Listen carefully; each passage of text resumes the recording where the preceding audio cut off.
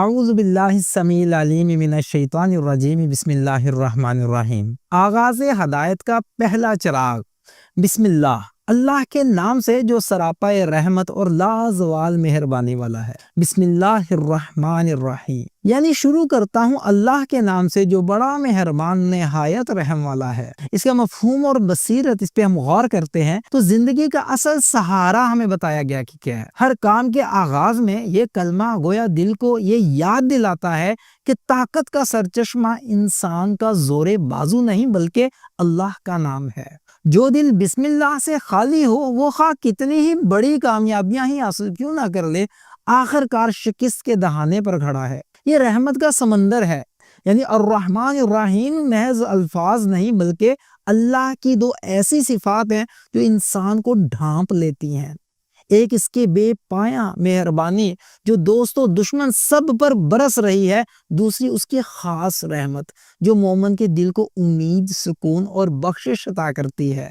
بسم اللہ انسان کو بتاتی ہے کہ اصل مقصد دنیا کا لالچ نہیں بلکہ اللہ کی رضا ہے۔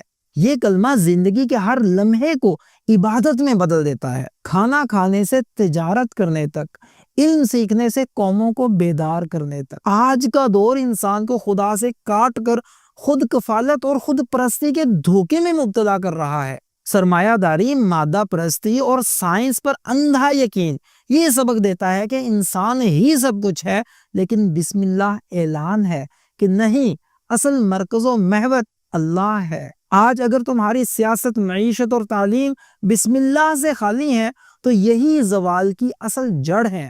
ہر آغاز پر اللہ کا نام، کھانے سے لکھنے تک، کاروبار سے تحریک تک، ہر کام بسم اللہ سے شروع کرو تاکہ وہ عبادت میں ڈھل جائے۔ رحمت پر یقین، یعنی مشکلات میں یہ یاد رکھو کہ اللہ کی رحمت کسی بھی نظام، کسی بھی طاقت سے بڑی ہے۔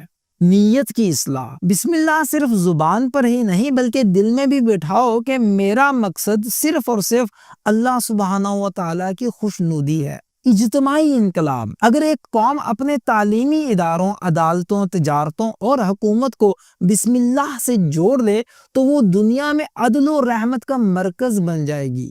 ہماری دعا ہے کہ یا اللہ ہمیں اپنے ہر قدم، ہر فیصلے اور ہر منصوبے کی بنیاد تیرے نام پر رکھنے کی توفیق عطا فرما۔ ہمارے دلوں کو اپنی رحمت سے معمور فرما اور ہمیں وہ قوم بنا کہ جن کے انفرادی سے اجتماعی تمام کاموں میں تیرے نام کی مہر ثبت ہو۔ آمین یا رب العالمین۔